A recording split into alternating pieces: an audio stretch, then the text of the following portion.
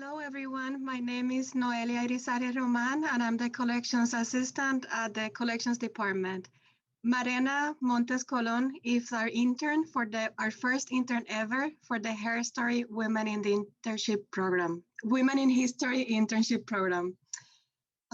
This intern, we expect that will always work with us to uncover and bring visibility to the contributions of women in Central Florida's history. We have been very lucky that Marena brings to us a wealth of knowledge as someone raised in Central Florida and educated in many of our institutions. Right now, she's a student at UCF. She brings an enthusiasm for Central Florida women's history that has been a drive for her to work with us in different projects at the collections department. She mainly works under the supervision of us over here at the collections department. Her internship projects, they include identifying ways in which we can expand and diversify our collection via a focus on researching the still underrepresented role of women in Central Florida's history across time and racial and ethnic communities. Today, she will introduce our museum and our community to a very specific conversation that has also been largely unexplored until today here in Central Florida and in our museum. She will be introducing us to a conversation of how Latinx artists, Latinx creators here in Central Florida have been included or not in how we conceive, how we think of cultural production here in Central Florida. Marena, we are really excited for everything that you have to teach us and share with us today. And I'm gonna let you go ahead now. And thank you. Yeah. Noelia, and I want to really just thank Noelia overall. She has been there the whole time, and she has been my mentor and guided me through this process. It was her that gave me this topic to begin with, but let me introduce myself a little bit more. I'm a UCF student, and I have the honor to be chosen this summer for this internship. And I'm an interdisciplinary studies major, which is a degree program where you get to lump up a bunch of stuff and make sense of it, really. So my two areas of study are humanities and behavioral and social studies. I'm also getting 3 minors in Spanish, history, and Latin American studies. I'm very interested in Puerto Rican diaspora across the United States.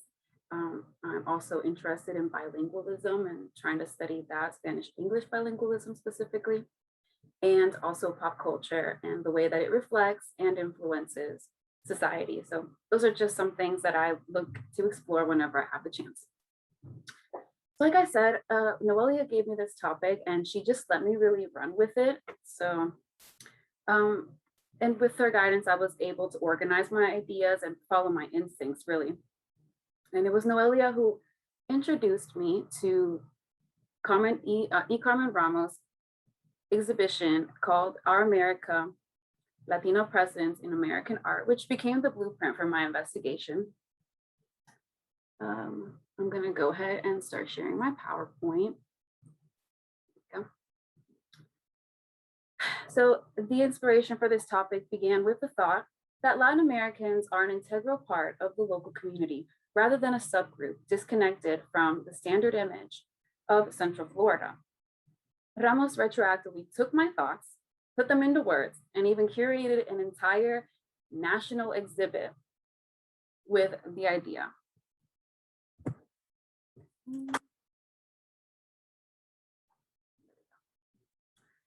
So some details about Carmen Ramos. She is the first curator of Latin American art for the Smithsonian American Art Museum. It's one of the many firsts in varying institutions to create a position specific to curating Latin American history. She has been working with the Smithsonian since 2010 and was made the chief curator of the Smithsonian National Gallery of Art in DC earlier this year. Below her picture, right here, I can't see my mouse, right here. This is the cover of the book that accompanies the exhibition, Our America. And I highly recommend taking a look at it because it really gives in detail the meaning of her exhibition. So with that said, I'd like to share a clip that I chopped up and sewed back together hastily on my phone. From the introduction of a presentation done by E. Carmen Ramos explaining her exhibit at the 2013 Clarice National Teacher Institute, I think she can best explain the aim of her exhibit and frame the intention of my subject for you today. Carmen has been working with us since October of 2010. She came to be our first ever curator of Latino art. It probably says something about us that it took us this long to have a curator of Latino art. And so as Latino issues have been coming to the fore in recent years, it suddenly dawns on us that of course we should have a major collection and a curator in charge of it, and someone to come in every day and think about how we represent Latinos in the larger picture of American art. You know, before the Puritans and before the Pilgrims, this nation was first and foremost Spanish-speaking and Catholic. And so the idea that somehow this is new and that we have to worry about it as something new is of course wrong. It's a pleasure to be here with all of you this afternoon and to have the opportunity to introduce a project that I've been working on for close to 3 years. The Smithsonian American Art Museum has a pioneering collection of Latino art, which encompasses works by artists of Mexican, Puerto Rican, Cuban, and Dominican descent, as well as other diasporic Latin American groups with deep roots in the United States. I've asked myself this question many times: how best to frame Latino art in this national context, where most of our visitors are not Latino? These observations led me to ponder both the roots of the category of Latino art, as well as popular conceptions about our national culture. During this period in New York, for instance, artists began to advocate for the greater representation of works by African American, Latino, and women artists in the collections and exhibitions of major American museums. It was within these contexts that terms like Black, Puerto Rican art, and by extension Latino art, gained greater currency as underrepresented facets within the category of American art. I've also considered that in the United States, we commonly critique notions of ethnic identity for being restrictive, yet wondered whether we do enough to question what counts as American or who is considered an American artist. When we ask these questions, it becomes clear that the history of American art, as told through museum collections, exhibitions, and true texts, remains deficient of Latino participants and protagonists. The exhibition, Our America, therefore, embarks on the simple assertion that Latino art is American art, or stated more precisely, that Latino art is an integral part of the art of the United States. This declaration is not meant to deny the transnational nature of Latino art that bounds it to the culture and history of Latin America. It does not seek to downplay the disruptive undercurrent of Latino art that opposes singular views of American culture. It also does not advocate that we return to a closed vision of national culture that disregards past and present global realities. Rather, it calls attention to the underemphasized and rich connections between Latino art and the national context in which it was born. Latino artists are American by birth, citizenship, residence, education, experience, and even sacrifice, a factor made clear by the large number of Latino artists that have served in the U.S. Armed Forces. Our America urges that we not only affirm Latino art as American art, but that we ask and answer how and to what effect it is part of this national category. Taking this step requires that we see Latino artists not as isolated figures embroiled in an intergroup conversation about identity, but as peers dialoguing with other American artists and their national contexts. Oh, okay, there we go. Okay, so what I wanted to do was apply her broad theme of Latino art as American art to the Central Florida area, asserting that Latinx art is Floridian heritage art, as it is created and represents an integral part of our local community with unique cultural experiences which make up the fabric of the American, and in this case, the Floridian whole. The Smithsonian has been at the forefront in the conversation of inclusion and representation of the wide array of cultural communities that illustrate the reality of American society. The museum world is in charge of and responsible for delivering a holistic representation of history, and this museum has long since joined the initiative to diversify and expand their collection to include those whose histories have been formally left in the background. Educating the public on the diversity of their community breeds empathy, normalizes differences, and corrects stereotypes. Through this presentation, I'd specifically like to shed light on the underrepresented voice of the suburban Latinx, who breaks through urban and immigrant stereotypes of Latin Americans projected through the media. So in this slide is a brief history overview of the Florida's colonial history provided by history.com and floridaheritage.com.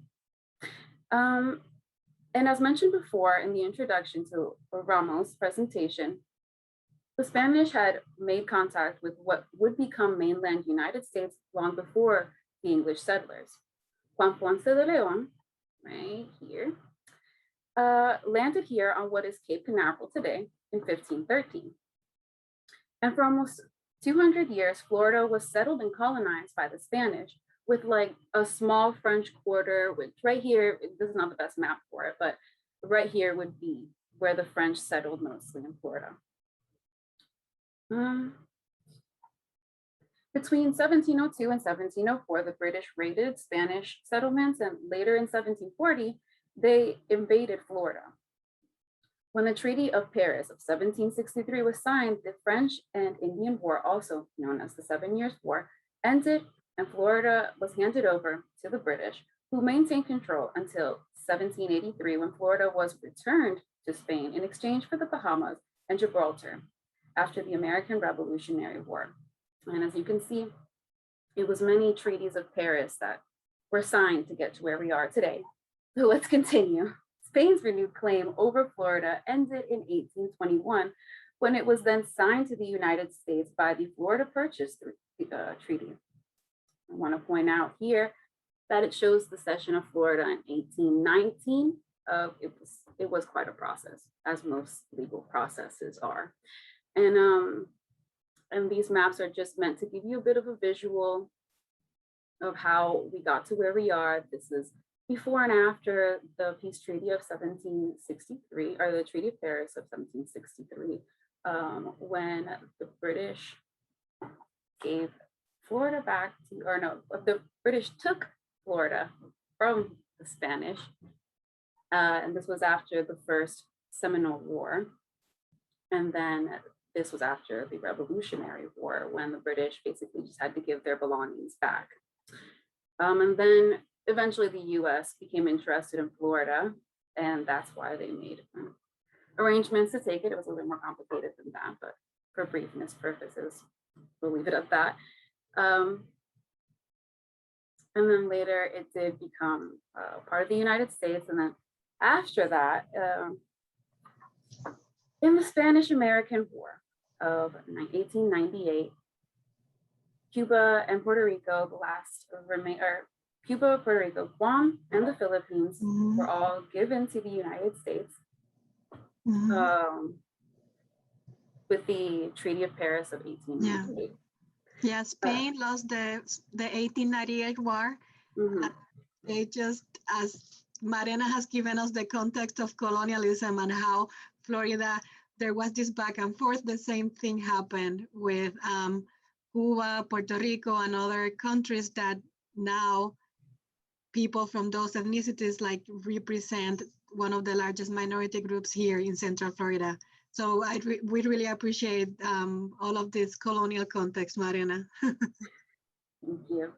So between all of these historically defining events, the shifts in political and economic relations between colonizing governments, newly acquired territories, which encouraged migratory patterns, led to several fluctuations in the Hispanic population in Florida. But as I have hopefully illustrated, they have always been a fundamental aspect of colonial Floridian history and presence in Florida. But to drive the point, the acquisition of Cuba and Puerto Rico meant closer ties and increasing migration to and from these islands. At the beginning of and during the Castro regime, several waves of Cuban immigrants arrived in South Florida with hopes of freedom and greater opportunities at life. Jorge Duani, who has studied the Puerto Rican diaspora, writes in his report, Puerto Ricans in Orlando and Central Florida, of a similar sentiment amongst the Puerto Rican community arriving to seek better opportunities here in Florida. Most of them at first fluctuated back and forth, being contracted as workers for the citrus season. And eventually they started staying. Some advertisements from Florida to Puerto Rico for real estate attracted a lot of groups in the 90s. And then once people started establishing roots here, it became easy for a lot of other people and Puerto Ricans to make their way here. And most of them concentrated in the central region of Florida. So today, the Latin American community remains an influentially large portion of the population and has exponentially grown and diversified over the last 100 years. As political circumstances throughout Latin America continue to shift, immigrants continue to sacrifice whatever they must to come to the US for an improved quality of life. This project started out with the intentions of being wide-reaching in terms of artists, their locations, and their mediums. But due to time limitations and my convenient proximity to the participants that I was able to reach, I decided to focus on a specific area, West Orange County, specifically Windermere, where they resided the majority of their lives in the US. Here I have found some charts displaying estimates of the Hispanic population in Orange County from the Census Bureau, demonstrating the increase between 2004 and 2019. I also included a chart below showing the growth of the Hispanic presence in Windermere and some neighboring towns, Winter Garden and Ocoee, whose proximity allowed for exposure to ethnic and racial diversity, as well as diversity of social classes through the school districts. I mentioned the school district specifically because that's how I was exposed. I also lived in the Windermere area, and this is how I was exposed to other communities. And I find it a little bit important because even though it doesn't show it here, the fluctuating school district counties and the addition of new schools in areas like Windermere ended up helping expose students or peers to other ethnicities, other social classes, which was a lot harder to do if say you went to Windermere Elementary, where it was just Windermere residents.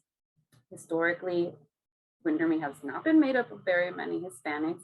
Around this time in the chart in 2011, which unfortunately was the earliest statistical chart that I could find, Hispanics made up about 3% here at the bottom of the entire population of Windermere.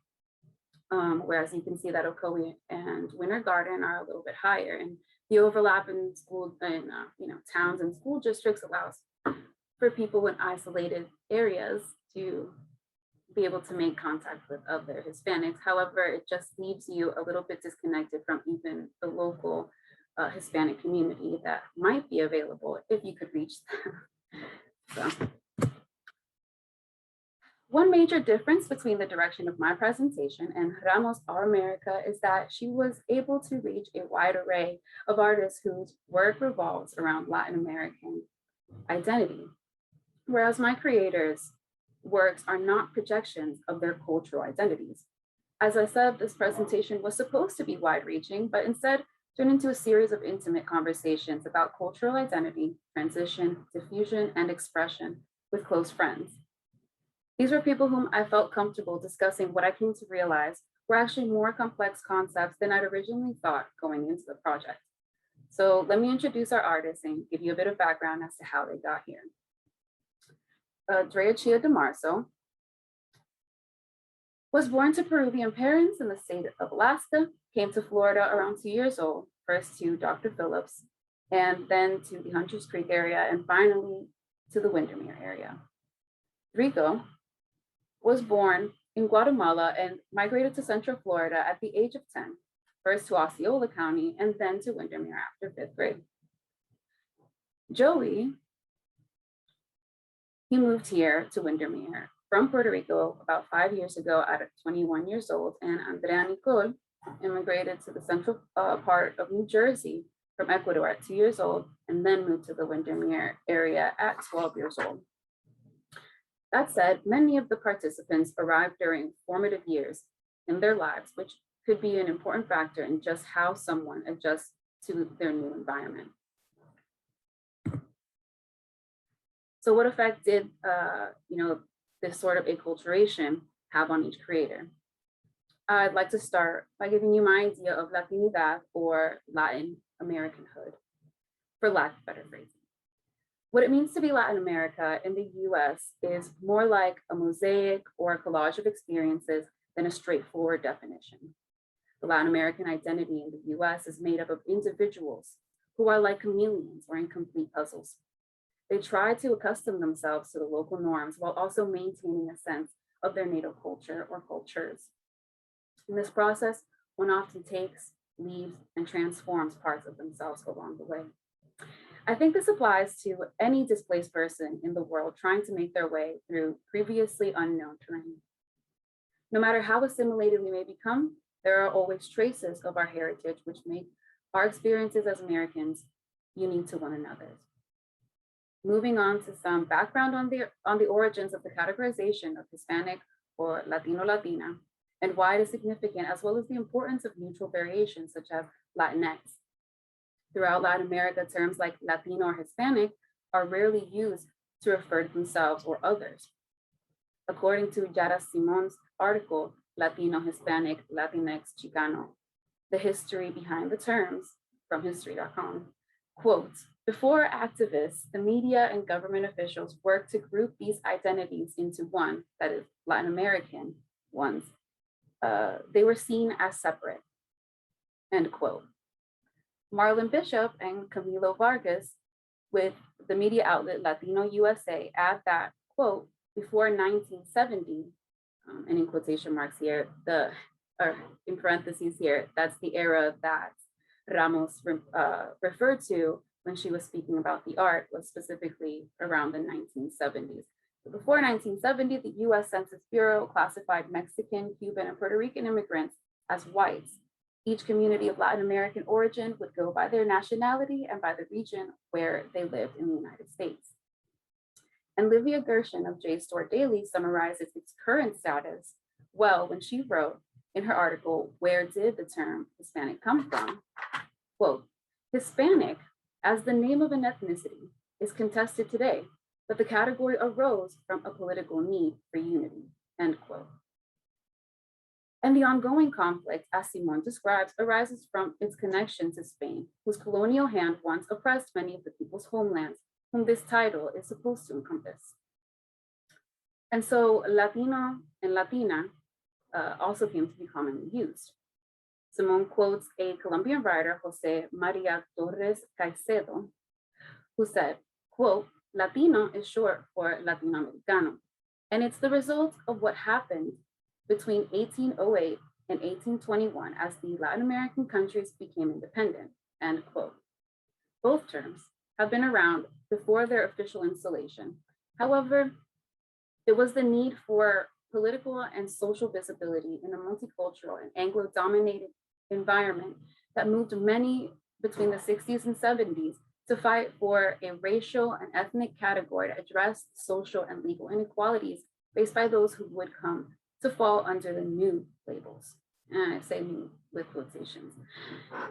For this presentation, I have chosen to include Latinx in the visual because I believe it's important to highlight the meaning of such evolution in language as a form of collective social change. Just as Hispanic once was, Latinx, and more recently, Latine, with an E at the end, are political and social terms that not only aim to gaining visibility for a specific group, but opens the door to conversations about all sorts of now antiquated cultural expectations. And rather than being seen as a new norm, it should be seen as an overlooked matter of fact. In truth, all three terms, Hispanic, Latino, and all its variations, and even Latin American or Latin America, carry some controversial burden as they all homogenize groups of people that often share few cultural and even linguistic similarities. Living in the United States, there are at least 3 cultural venues to occupy and balance, navigating American society, the overall Hispanic community in which we are united with others of Latin American descent, and our individual national heritage. What this culminates into is blended individuals. A lot of diversity can be found amongst the handful of people I got to speak to, from their nationalities to their experiences getting to and living in Central Florida, and how they identify with words like Hispanic or Latino, Latina, Latinx, and Latino. Cultural identity was often referred to during our conversations in terms of constructing, building, or creating. And many of our conversations turn to terms of ethnic and national identification, as well as how language can affect self-perception and expression. Some terms that came up in some conversations were Americanization, the inevitable process of adopting American ideals and ways of life, and white privilege, when a person of color can physically pass for a white individual and is able to benefit from white privilege.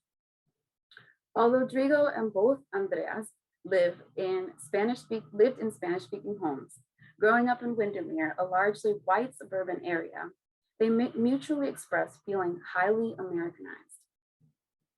At the intersection of these cultural influences, going one at a time, Rodrigo finds that he is not particularly tied to his Guatemalan heritage anymore after having lived so long away from his homeland, as well as away from other Guatemalans.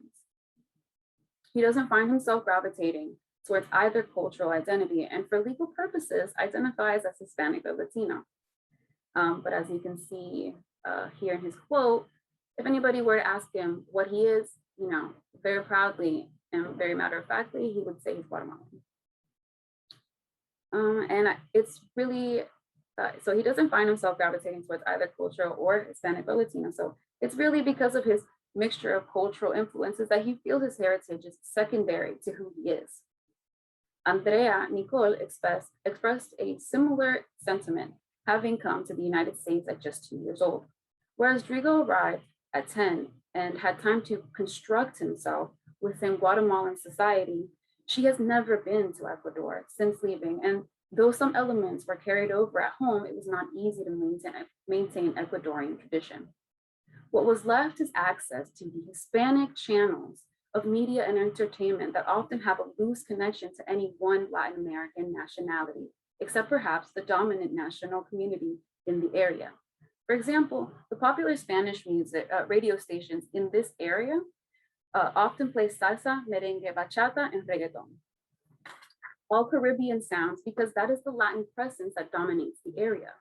Mexican, Central, and South Americans usually either have their own stations that play regional music, or most likely don't have one at all to listen to music from home. The resulting disconnect makes Andrea feel unable to connect with her Ecuadorian roots, but she feels comfortable identifying as a Latina. At certain points, she did express a yearning to connect with her Ecuadorian heritage and to develop her Latina self, but feels hesitant for fear of being so Americanized that it would be ingenuine. The question that came up halfway through my investigation and made me turn back was how might they feel or might have felt when they arrived about having access to a cultural hub of others of the same nationality. Since Puerto Ricans have a cultural hub here in Central Florida, the process of acculturation is just different because we have an easier time retaining aspects of our culture from traditions to dialect. Drea responded similarly to what she felt about becoming a more Latina version of herself, that she may not feel at home with other Ecuadorians, or that she wouldn't be received with full acceptance as a fellow compatriot if a Ecuadorian cultural hub were to spawn somewhere nearby. I think this fear is true for many Americanized or white passing Latin Americans and possibly other people of color, a sense of rejection from their national community for a perceived dilution of cultural pureness. But the opposite is true. One becomes the embodiment of two or more cultures in one, and none can be subtracted from their identity from their moment of exposure on. And I think someone that puts it very perfectly here is Drea DeMarzo, who expresses that even though she's Peruvian, Chinese, and Italian, she's overall American, and that means to be many, many different things. So she didn't express a need to reconnect with her Peruvian heritage, but what she did show was an acceptance of her own cultural coalescence. She simply prefers to be referred to as American because she was born and raised in the United States. Andrea, and Rigo all grew up distanced from both a community of compatriots as well as the denser Latin American areas of Central Florida. Though they acknowledge and identify by their Latin roots, they are not deeply connected with them. Being the most recent transplant and having done so after some of the more formative years in a person's life, Joey really doesn't identify with labels like Hispanic or Latino, except for demographic reasons. Like many people living in Latin American countries, he identifies most strongly with his nationality, Puerto Rican. Joey is also still going through a transitory period in where he is recreating, again, building metaphors, himself in this world.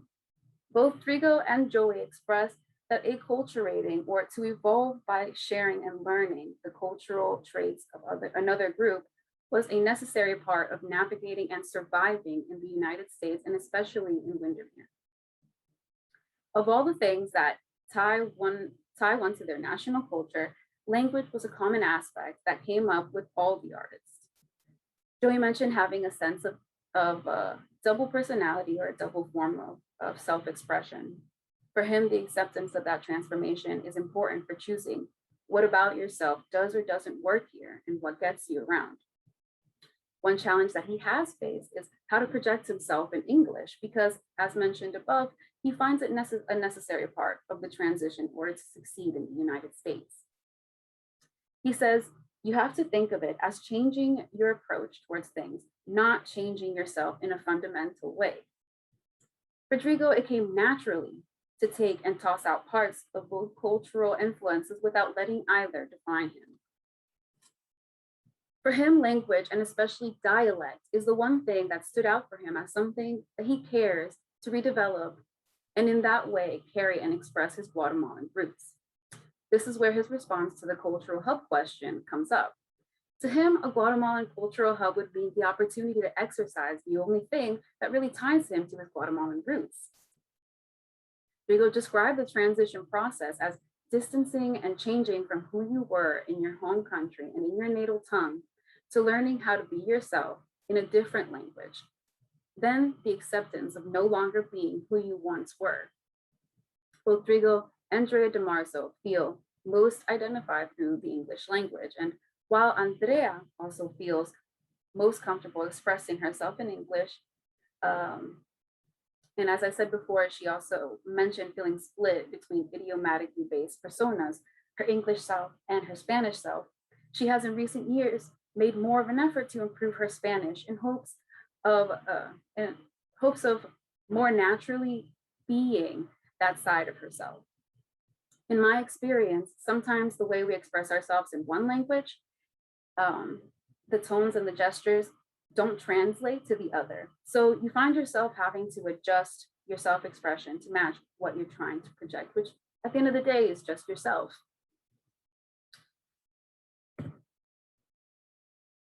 So earlier I mentioned that my group of artists differed from Ramos' group of artists in that they don't literally project their cultural heritage or identities into their creative works.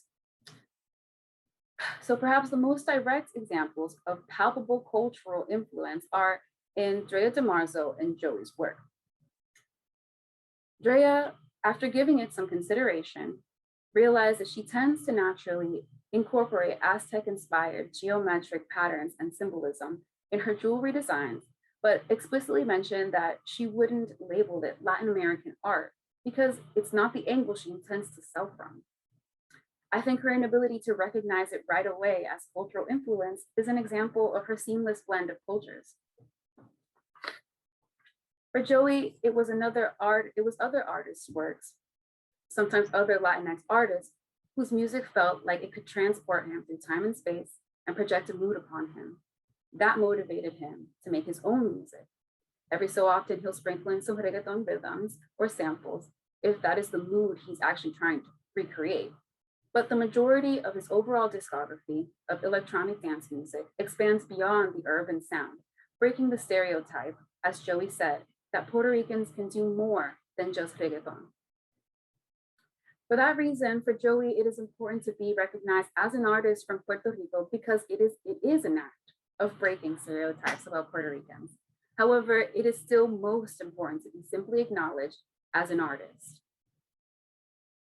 Andrea Nicole finds her cultural influence in the foundation of her motivation as well. Her family has historically had an entrepreneurial streak, and she is determined to continue that by expanding her creative hobbies and eventually being able to live comfortably doing what she loves. Although Andrea does not represent Ecuadorian heritage through her designs, she did express a desire to perhaps find ways to do so as she begins to revisit that side of herself. Finally, for Drigo, cultural projection or embodiment are completely separate from his creative endeavors.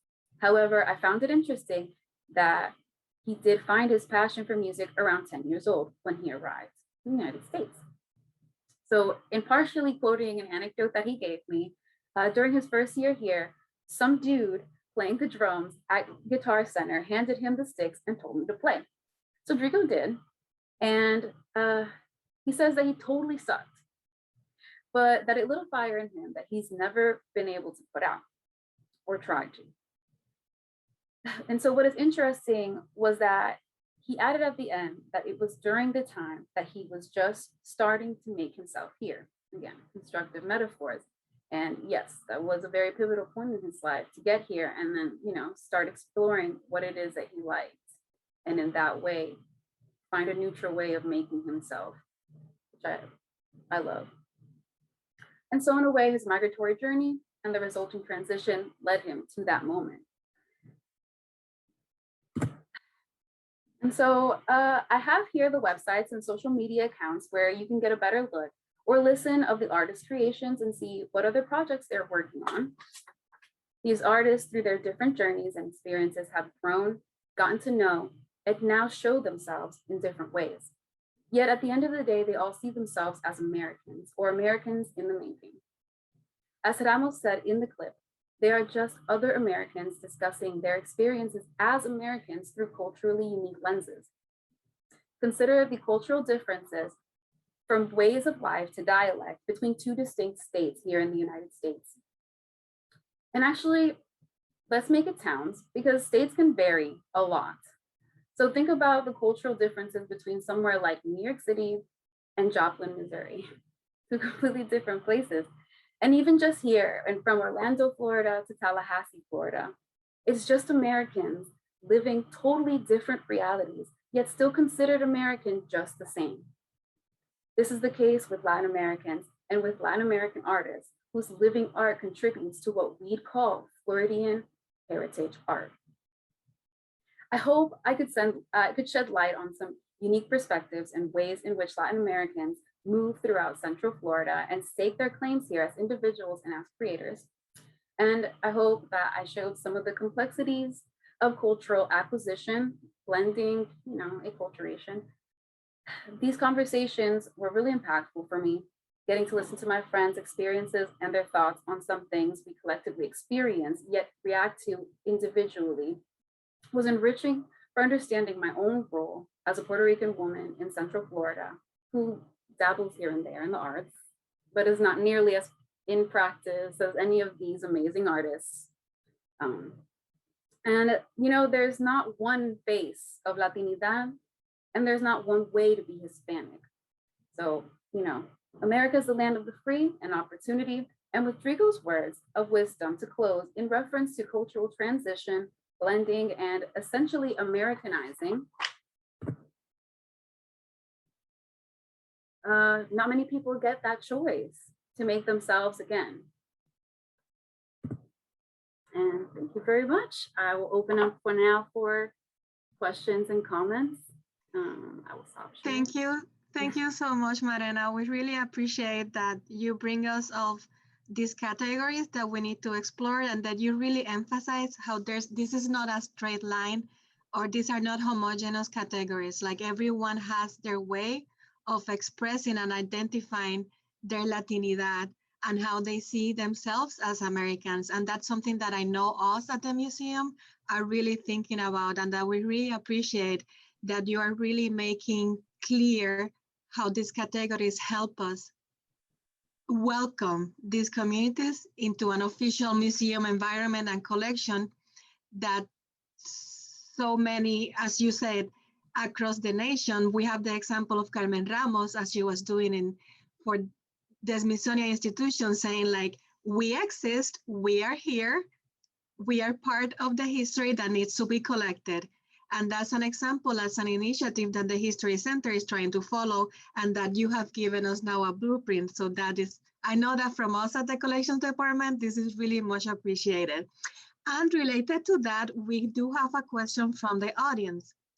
We have someone who's asking, I would like to know if any of the Hispanic artists have had the opportunity to exhibit their work in your museum. No, as of yet, no. Yeah. But during this process, the oral historians here have asked me to at least try to get some of these artists in to provide their experiences here in Florida. And who knows, that might lead to a display. Two of them are musicians, so that would be different. And one of them is in Hawaii now, that would be Drea. So again, kind of tough, but yeah, hopefully in the future. Yeah, definitely. And since we're talking about that inclusion in museums, did any of them in this like amazing conversations with them express any interest or any thoughts on how they have been included or not in mainstream spaces as artists or as Latino artists, and if they would have any interest or not in being included in these larger conversations? Or like if any of them said like, I would actually like my work to be exhibited at one of our local museums, or if that wasn't even part of the conversation, because due to this history of inclusion, sometimes we don't even know that we should be included, that our contributions should be included and collected. So I was wondering if you could tell us more about that. So could you repeat that really quick? I had okay, sorry, that was a lot. That if any of these 4 artists that you had these conversations with express at all any opinions on how they have been included or not in narratives about artists and the arts in Central Florida, whether it be at museums or galleries or festivals, if that even came up in your conversations with them, like how they have been included or not, like the mainstream scene. No, that didn't come up on the one hand, but I think it's because a lot of them really haven't hit the mainstream around here. Drigo is very much involved with the musical scene, as he is an audio engineer, so he facilitates for local artists, rhythms and recording services. And Joey has not been able to play his music live. Andrea, although I really wish right now I could remember where she does sell her jewelry. On Monday nights, she sells her jewelry at a small bar where she can set up a table and be able to do that, as getting into like the farmers market's a little bit challenging. So that just provides her a place to do that easily.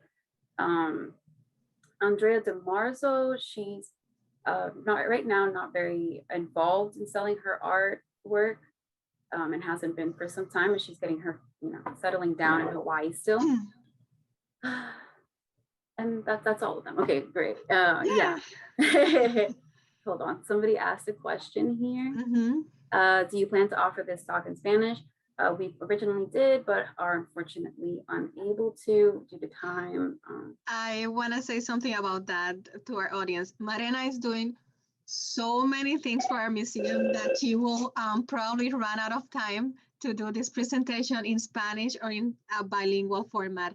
But that is precisely because she's offering so much to us that for right now in the immediate future, that's not happening. But I think we'll definitely, I know that our education department is really committed to offering these opportunities in Spanish, because it will actually reflect how the museum itself is interested and truly committed to include like this mosaic of voices and interests that Marena just introduce us. And we do have a comment from our collections manager, Whitney Broadway. Marena, can you see it? Do you want to read it out loud? Is that the one about the artist exhibit? Mm-hmm. Yeah. We have not exhibited these artists before, but we have exhibited several other local artists during Hispanic Heritage Month in conjunction with Orange County's Hispanic Heritage Community. And we plan on exhibiting art in the first floor again this year. So we look forward to September 15th.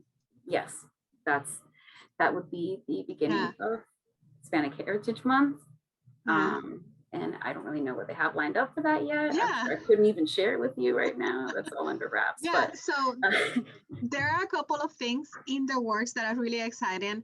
I don't want to offer that many details because our education department, Katie, who just like welcomed us here, she's already like finalizing details, but you can expect, I think she'll be fine with me saying that for Hispanic Heritage Month, for one of our family days here at the museum, like you'll see a couple of Latino artists here. Katie, can you tell us about that opportunity? Like so people come visit us and yeah.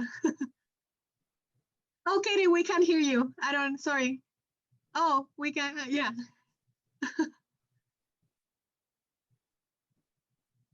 Oh no.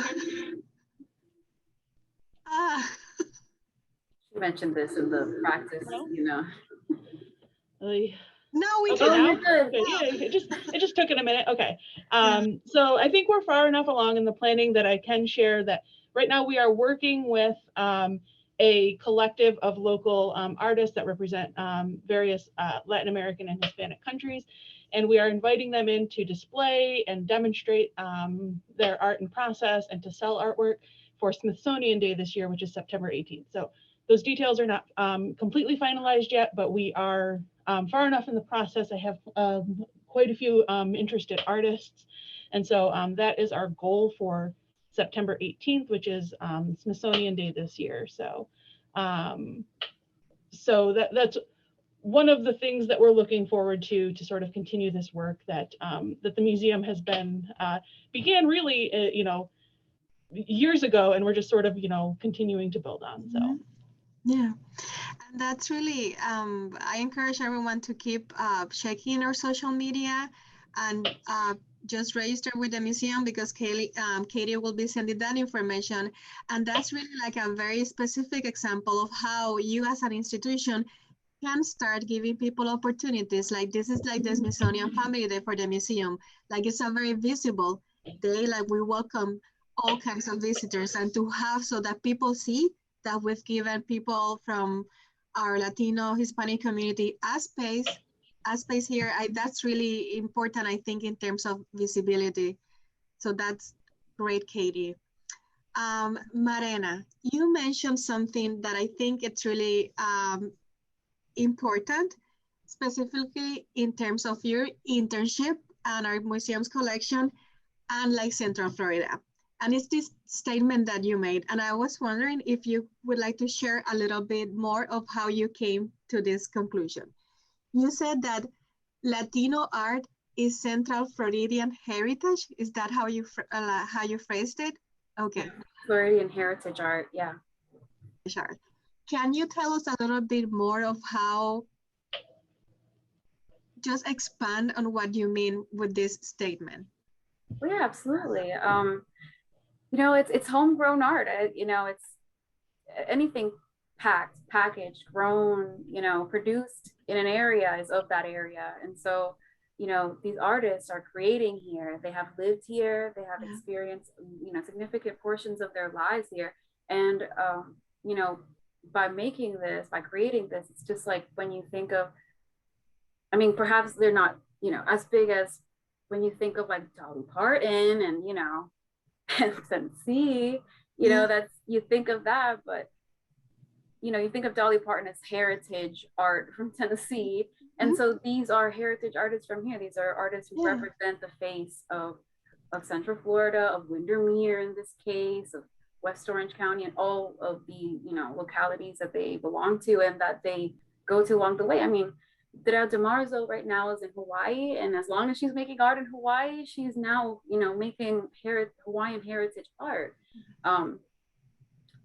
Not on the same level as other actual Hawaiians, you know, like Hawaiians who that's their native land.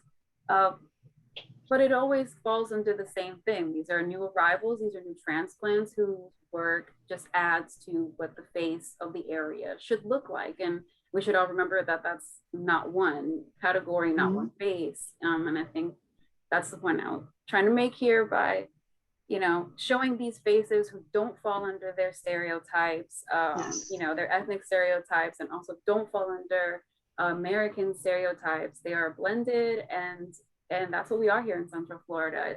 It's very diverse here, and to show a face of diversity is to show the face of Central Florida. That's great. You mentioned something that I think we would really appreciate you expanding on that, because it's something that it's a conversation that the museum is already having and working on. And that's like the question of language.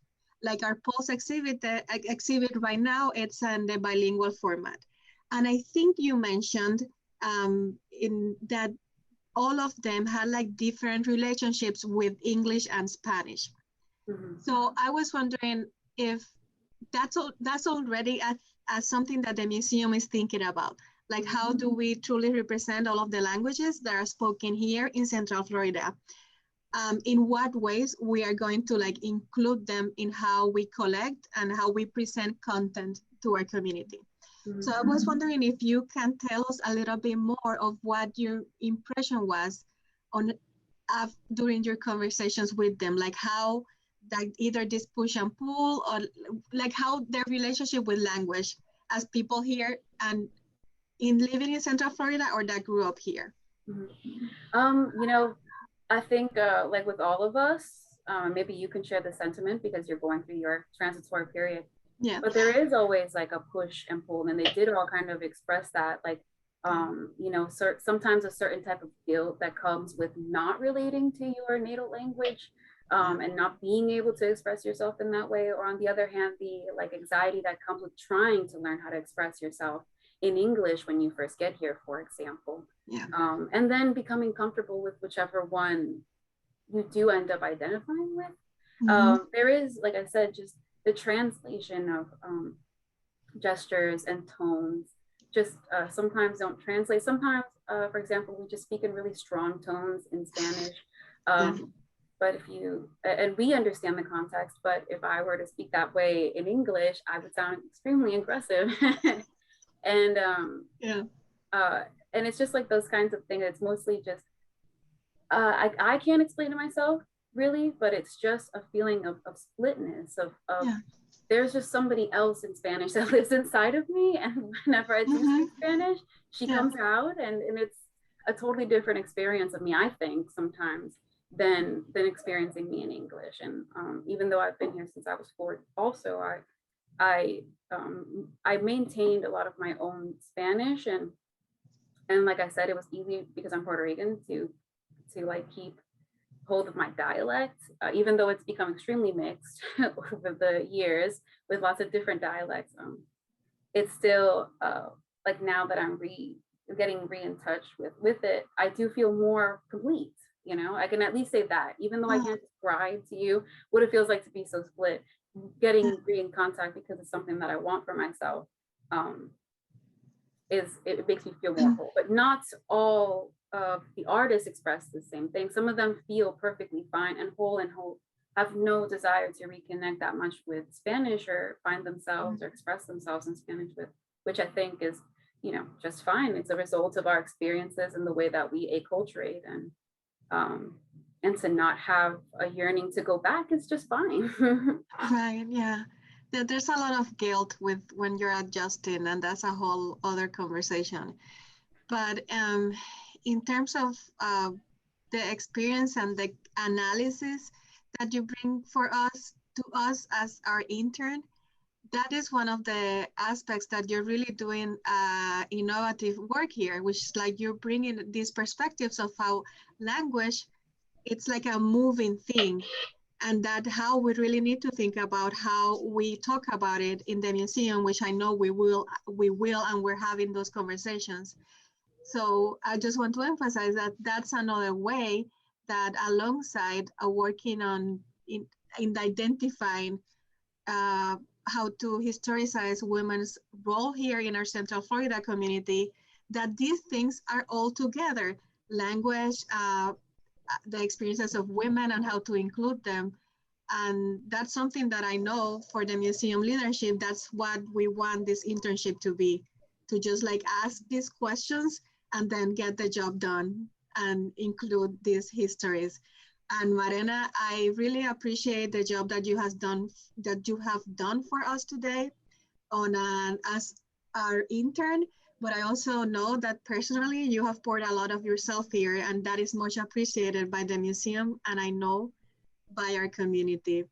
I really appreciate this opportunity as well. So thank you to the whole institution, really, and Noelia for your help along the way. Oh, you are amazing, and you're giving us our